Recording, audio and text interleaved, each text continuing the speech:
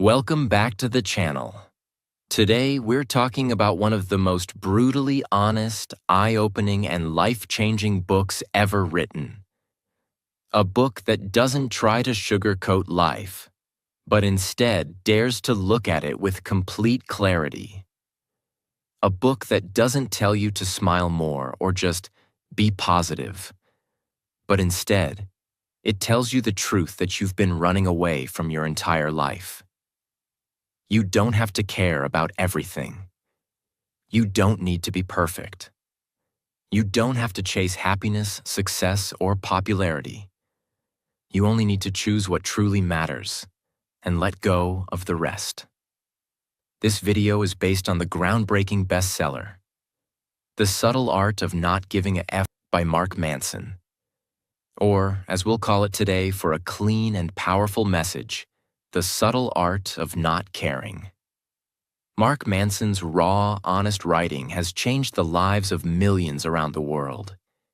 He dares to say what most motivational books are too afraid to admit: that life is pain, that happiness is temporary, that you will fail. And that's exactly why you need to stop chasing everything and start choosing wisely. So if you're tired of hearing the same shallow advice, just think positive. Just work harder. Just be happy. Then this book is your wake-up call, because this book is not here to comfort you. It's here to wake you up, shake you from the inside, and force you to look at your life with honest eyes. It's for the person who feels lost, for the one who's trying to make everyone happy, for the one drowning in anxiety, pressure, confusion, and for the one who's silently screaming, "I don't know what I'm doing, but I can't keep living like this." This video is not about fake positivity. This is about reality, about reclaiming your power by letting go of caring what others think, letting go of chasing meaningless goals, letting go of the belief that you must be happy all the time, and finally, choosing to live your life on your own terms. So, stay with me, because what you're about to hear isn't just a book summary, it's a mirror. And if you're brave enough to look into it, you might never live the same way again. Chapter 1. Don't try. This chapter opens with one message. The key to a good life is not caring about more, it's caring about less, but caring deeply about the things that truly matter. Mark Manson tells the story of Charles Bukowski, a failed writer, alcoholic, and gambler who finally got published at age 50. And do you know what the first words on his tombstone say? Don't try. Not keep pushing. Not work harder. Just don't try. That sounds wrong, right? But let's go deeper. The real message. Bukowski didn't mean give up. He meant stop pretending, stop forcing, stop trying to be someone you're not. You're exhausted not because you're lazy, but because you're trying to be perfect in everything. You want to look perfect, speak perfectly, be liked by everyone, be productive all day, smile all the time, be rich, happy, admired, envied, smart. But do you even care about any of that? Or are you just trying because the world told you, you must? We live in a world that says, try harder, grind harder, be better, be more. But here's the honest truth this chapter gives you. The more you chase being better, the more you tell yourself you're not enough. Trying too hard to be perfect, positive, rich, famous, admired is actually a sign that you don't love yourself. It's a form of insecurity dressed as ambition. Let's say there's a girl named Emily. She's 24. On Instagram, she posts happy photos every day, smiling with friends, posting quotes about living your best life. But when the phone turns off, she's alone, empty, confused, because everything she posts, it's for others, not for herself. She's not trying to be happy. She's just trying to look like it. She's trying so hard that she's forgotten who she really is. Now compare her to someone like Daniel. Daniel doesn't post often. He works on what matters to him. He says no to drama, no to pressure, no to fake perfection. He's not trying to impress. He's just living what he cares about. That's the power of not trying. The deepest lesson. Stop trying to be impressive. Start being real. Don't chase 100 goals. Choose 3 that truly matter. Don't try to please 100 people. Care about 5 who truly know your heart. And most of all, stop trying to avoid pain. Stop running from your flaws. Accept them. Live with them. Grow through them. Because when you stop trying to be someone else, that's when you finally become who you truly are.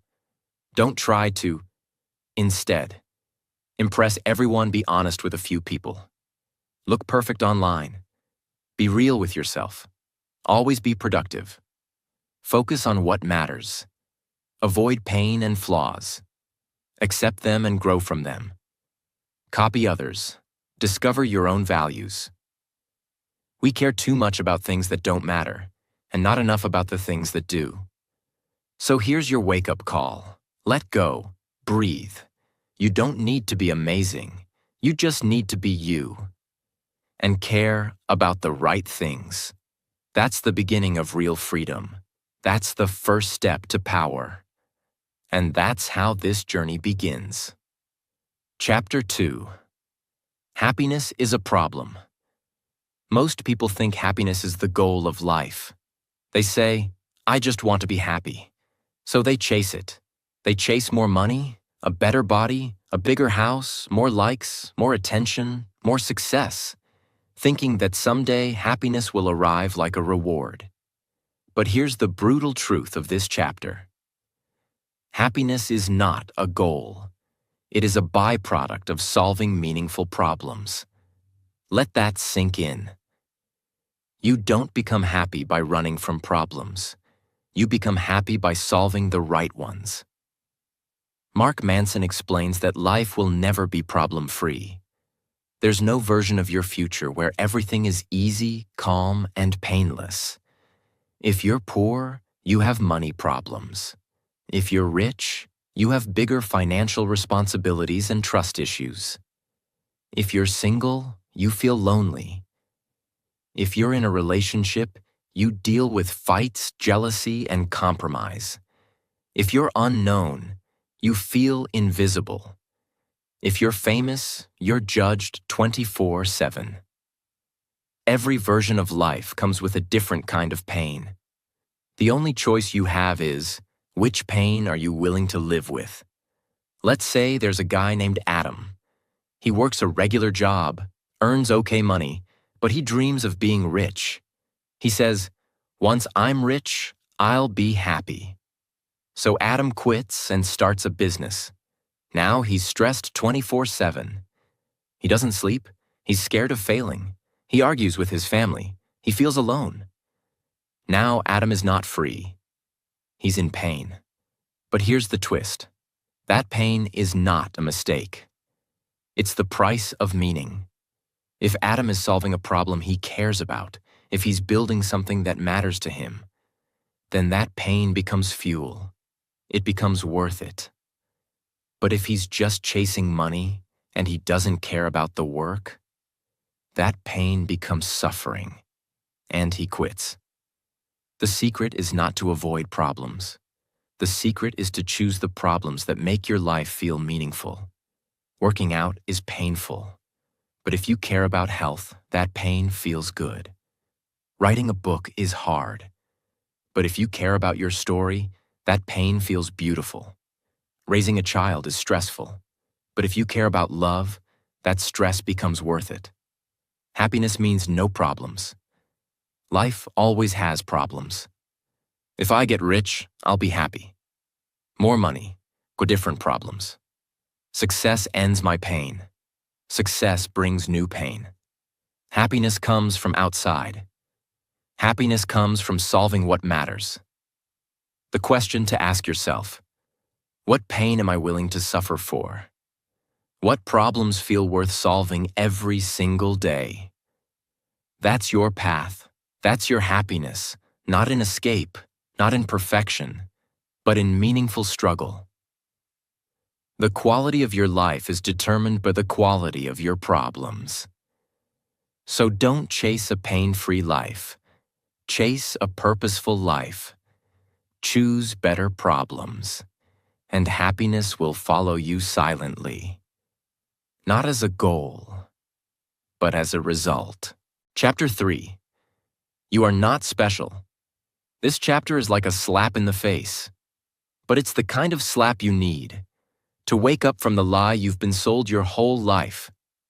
We've all been told, you're special. You're amazing. You can be anything. But Mark Manson says, that belief is hurting you, not helping you. Why? Because if you think you're special, you believe your problems are unique. You believe no one understands your pain. You think you deserve more than others, without doing the work. Brutal truth. Feeling special is often a mask for insecurity. Believing you're better than others is just another way of running from your flaws. The more you think, I'm different, the harder it becomes to accept normal human pain. You feel entitled. You feel angry when life doesn't treat you like a hero. You compare constantly. You wonder why others succeed and you don't. And deep down, you blame the world, not yourself. Let's meet Sarah. She grew up being told, you're special. She was praised for every little thing. So now she expects life to treat her like royalty. But the moment she enters the real world, she sees rejection. She sees competition. She sees failure. Instead of adapting, she feels insulted. She says, I deserve better than this. She believes her pain is unfair. But here's the truth. No one is immune to pain. No one is too special for struggle. Believing you're special actually makes it harder to grow, because you refuse to face your weaknesses.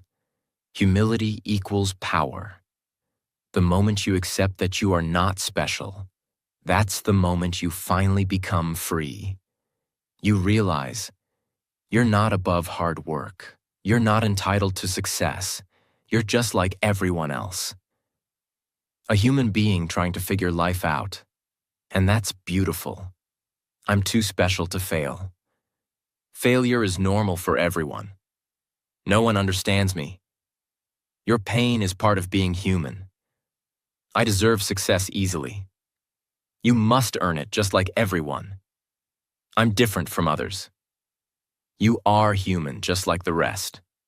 When you let go of being special, you stop chasing attention. You stop needing applause. You start focusing on what actually matters, your values, your growth, your choices. You become grounded. You become responsible. And you become real. Once you accept that you are not special, you can start building a life that actually is. Let go of ego. Let go of entitlement. Embrace your flaws. Be normal. Be honest. Be human. That's where your true strength begins. Chapter 4. The Value of Suffering. Who you are is defined by what you're willing to struggle for. This chapter takes a hard, unfiltered look at pain, not as a punishment, but as a compass. Every human being wants to be happy, confident, respected, and successful. But very few ever ask themselves the most important question of all. What kind of pain am I willing to endure for the life I want? Most people chase comfort. They want an easy life. But here's the truth, and this chapter's most important lesson. Comfort destroys growth. But suffering, when chosen wisely, becomes your greatest teacher. We've been taught to avoid pain at all costs. Don't feel sad. Don't feel angry. Don't feel anxious.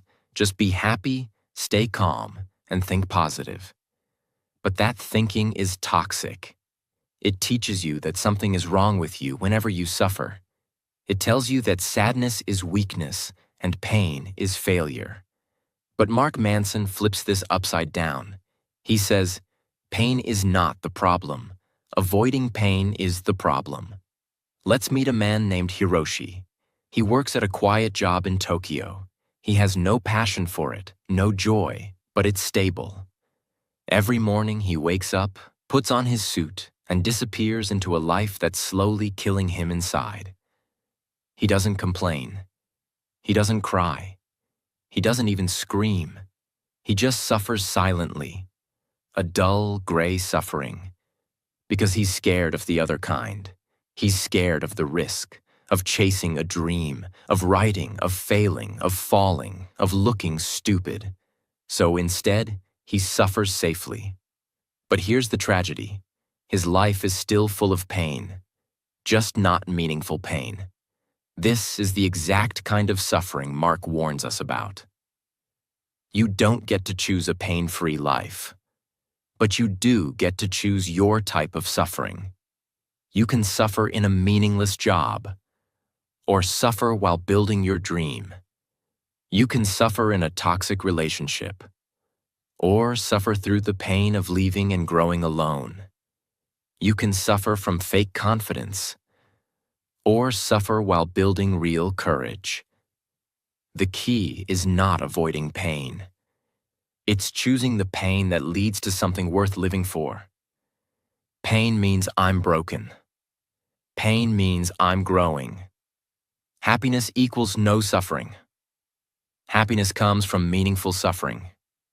If I avoid pain, I'll be okay. If you avoid pain, you avoid growth. Struggle is bad. Struggle is necessary for building your values. What pain in my life is teaching me something meaningful? Don't run from it. Face it. Learn from it. Let it shape you. Because your pain has a purpose. If you're willing to look directly into it, that pain can give birth to a version of you that nothing in the world can break. What we choose to care about, what we're willing to suffer for, defines who we are. So don't ask, how can I avoid pain? Ask, what am I willing to suffer for that will make me proud at the end of my life? Now let's keep going, because what comes next will shake your beliefs even more. Chapter 5. You are always choosing. Everything you do, everything you feel, everything you are, is a choice. This chapter teaches a radical truth. Even when you feel powerless, you are still choosing. Even when life feels out of control, your reaction is still yours. Most people don't want to hear this. They want to believe that their suffering is someone else's fault, that their failure is because of the world, that their sadness is caused by others. But Mark Manson challenges you to take complete ownership, not just for your actions, but for your reactions, emotions, and identity. During World War II, Viktor Frankl was sent to a concentration camp. He lost his family. He was tortured, starved, and treated like he was nothing. But he realized something that changed everything. His freedom to choose his response could never be taken away. He said, "Everything can be taken from a man but one thing, the last of human freedoms, to choose one's attitude in any given set of circumstances." Even in hell, Viktor Frankl chose dignity. He chose to live with meaning. He chose to see suffering as a path to purpose. No matter what happens to you, you still get to choose your response. You still get to choose how you speak, what you focus on, and who you become. You are not responsible for everything that happens in your life, but you are always responsible for how you react to it. Let's say there's a woman named Jasmine. She grew up in a broken home. Her father abandoned the family. Her mother struggled with depression. And now, as an adult, she feels angry all the time. She says, "It's not my fault, I didn't choose this pain." And that's true. But here's the shift. She may not have caused her pain, but she still has to choose what to do with it. She can stay bitter, or she can heal. She can blame forever, or she can build herself. That's the moment her life changes. When she stops waiting for someone to fix her and starts taking responsibility for her next move. It's not my fault. It may not be, but it's still your choice. I didn't choose this pain. No, but you choose what to do with it. Life is unfair. True, but you still choose how you show up. They made me feel this way. Only you control your emotions.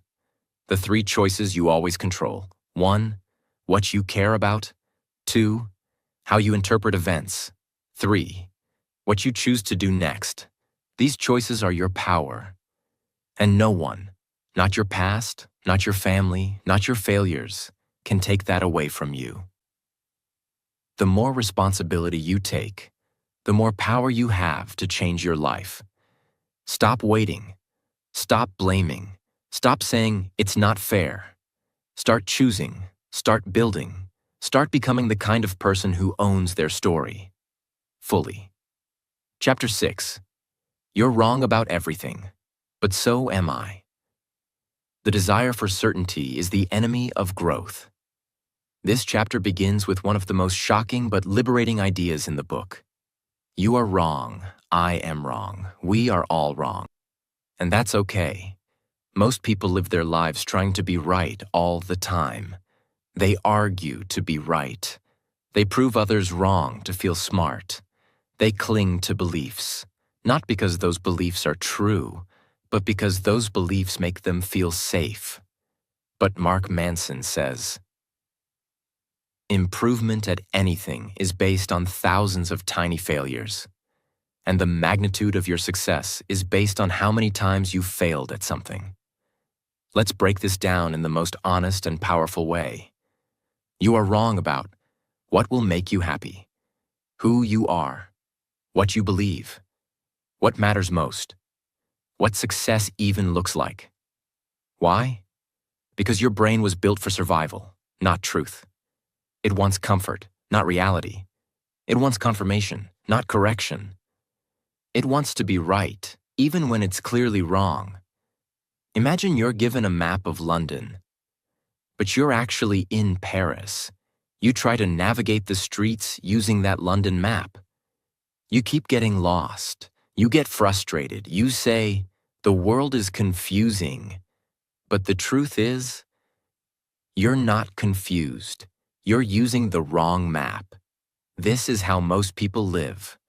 They're trying to solve life using beliefs and assumptions that are completely outdated, wrong, or inherited. They think money will bring peace. They think relationships will fix their emptiness. They think success will heal their low self-worth. But all of these are based on bad mental maps. Mark Manson is not saying you should never believe in anything.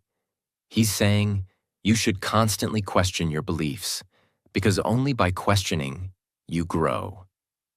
Growth comes from admitting, I might be wrong, but I'm willing to learn what's right. I know who I am. I'm still figuring out who I am. I need to be certain before I act. Action creates clarity. I was always taught this. Maybe it's time to update that belief. I'm right, they're wrong. Maybe we both have something to learn. Let's say you believe, I'm not good at public speaking. That belief may come from one bad experience in 10th grade. Maybe someone laughed at you. And now, for years, you've told yourself, I can't speak in front of others. But is that true? No. It was just a moment, not a truth. but you turned it into a belief, and now it shapes your entire life. This chapter teaches us to say, maybe I was wrong about myself. Maybe I'm not scared of speaking. Maybe I'm scared of judgment. Maybe I can change. Maybe I can learn. This mindset is how people become free. Growth is not about finding the right answer.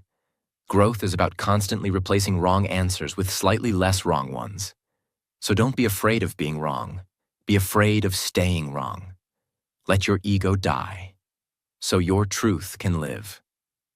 Chapter 7. Failure is the way forward. If you're stuck in life, the solution is simple. Fail more, fail faster, fail forward. This chapter destroys the myth of instant success. Most people think, if I fail, it means I'm not good enough. If I fail, I should quit. If I fail, I'll look stupid. If I fail, people will laugh at me. But Mark says, failure is not the opposite of success. It is the path to success. A study once compared two groups learning to type. Group A was told, type perfectly, avoid mistakes.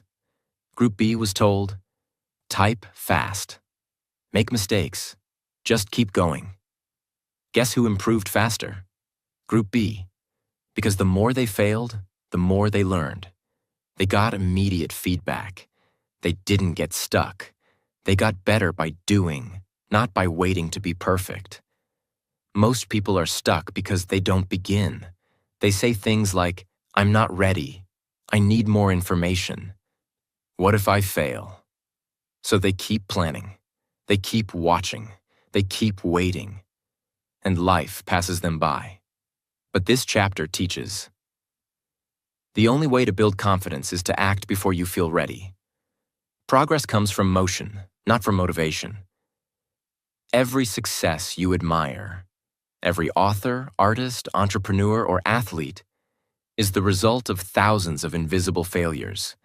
You see their highlight reel, but you don't see the rejected manuscripts, the lost clients, the sleepless nights, the failed products, the public embarrassment. Yet they kept going. Not because they were fearless, but because they were willing to fail for what mattered. I should avoid failure. You should learn from failure. I'll wait until I feel ready. You'll never feel ready. Start anyway. If I fail, I'm a loser. If you fail, you're learning. Success is about being smart. Success is about being consistent through failure. The 3 golden rules from Chapter 7. 1. Action greater than motivation. Don't wait to feel motivated. Take action. Action creates momentum. 2. Mistakes. Data. Every failure teaches you something. Pay attention and adapt. 3. Progress equals messy. It's not supposed to be clean. If your journey looks messy, you're doing it right. Let's say someone starts a YouTube channel. Their first 20 videos get 10 views each. They feel embarrassed. They think, maybe I'm not good at this. But what they don't realize is, those 20 failures are the tuition fee for their success. Every bad video teaches them better editing, better storytelling, better titles, better confidence. And one day, their 21st video goes viral, and everyone says, wow, they're so lucky. But they're not lucky. They're trained by failure. That's the real path. Don't hope for success. Hope for good problems. Because every success is built on a mountain of failures. And every mountain is climbed one failure at a time. Don't fear failure. Fear regret. Fear waiting too long to start. Fear living a life where you never gave yourself permission to try. Chapter 8. The importance of saying no. The mark of a mature person is the ability to say no to things that don't matter, and yes to things that do. This chapter is not just about boundaries. It's about freedom. We live in a world where everything demands our attention. notifications, expectations, invitations, opinions, social media, work pressure, family drama, people-pleasing. And most people never say no because they're afraid. Afraid of missing out, afraid of hurting others, afraid of being disliked, afraid of looking rude. So they say yes to everything and end up miserable, scattered, exhausted, and lost. Mark Manson flips this mindset and gives you the truth. Every time you say yes to something that doesn't matter, you're saying no to something that does. Most people think saying no is selfish, cold, rude. But in truth, saying no is the most self-respecting and life-clarifying decision you can make, because every no you say to toxic friendships, wasted time, unnecessary obligations, bad habits, distractions, meaningless goals, is a yes to peace, focus, growth, self-respect, purpose, progress. Imagine there's a man named Alex. Ray wants to be successful. He's kind, helpful, and always says yes. His boss asks, "Can you do this extra task tonight?" He says yes. His friend says, "Can you help me move this weekend?" He says yes. A cousin invites him to a boring wedding. He says yes. Everyone loves him. But inside, Ray is drowning. He has no time to work on his dream project. No time to read. No time to rest. No time to even breathe. Because his life belongs to everyone except himself. That's the danger of being a yes machine. Let's say you want to learn English fluently. You made a goal. I will study 1 hour every morning. But now imagine this. Your friend sends a random video. You watch it for 45 minutes. A cousin invites you to hang out. You go, even though you're tired. Someone calls and talks for an hour about gossip. You listen quietly. What happened? You said yes to distractions and no to your dream. This is what kills progress. Not evil, but too many small distractions. Drama and gossip. Peace of mind. Too many responsibilities. Time to grow, unnecessary obligations. Freedom to choose random content and scrolling. Focus and fluency. Doing what's easy. Becoming who you dream of being. You are defined not by what you say yes to, but by what you are brave enough to say no to. When you say no, you're not being mean, you're being clear, you're telling the world, I'm not available for things that waste my life anymore. And when you do that, you finally create the space to say, yes to my dreams, yes to my growth, yes to becoming the person I truly want to be. Chapter 9. And then you die. Death is the light by which the shadow of all life's meaning is measured. This is the final chapter.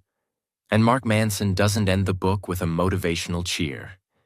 He ends it with death. Why? Because when you truly understand death, you finally start to understand how to live. What if you die with your dream still inside you? This chapter forces you to confront what most people avoid, that you are not immortal, that one day you'll be gone, that all your worries, fears, doubts, overthinking, and pride will mean nothing when you're gone. But instead of depressing you, this chapter does the opposite. It makes you wake up. It makes you ask, what am I doing with this one short, beautiful life? Walk through a cemetery. Every tombstone has a name, a birth year, a death year, and one small line in the middle, a dash. That dash, it represents everything, everything they ever did, everything they ever felt. All the love, pain, memories, success, failure, all in that dash. Now ask yourself, what will my dash represent? Will it represent fear? Or will it represent courage? Will it be filled with distractions? Or will it be filled with purpose? Will it say, they wasted their time? Or will it say, they lived fully and left something behind? Imagine you had a story to write, a novel the world needs. You say, I'll write it someday. But someday never comes. You stay busy, you keep delaying. And then life ends. And that story dies with you. Now replace story with your dream, your love, your truth, your art, your power, your voice, your English fluency, your purpose. If you don't act on it now, you might never act on it at all. I have time. You don't know how much time you have. I'll start later. Later might never come. I'm scared of judgment. You'll be gone one day. Will judgment matter? People will laugh if I try. They'll forget, but you'll live with regret. It's too late to change. As long as you're breathing, it's not too late. You will die, but you don't have to live like you're already dead. Use your time. Speak your truth. Learn what you've been scared to learn. Create what you were born to create. Be who you were too afraid to become. And when the final day comes, let it find you living, not hiding. This is not just a book about not caring. It's about caring about the right things. Living with clarity, honesty, focus, and freedom. So don't care about being popular. Don't care about being perfect. Don't care about looking cool. Don't care about what others expect. Care about becoming your most powerful, peaceful, and purposeful self. Care about what you'll leave behind. Care about what truly matters. Before your time runs out.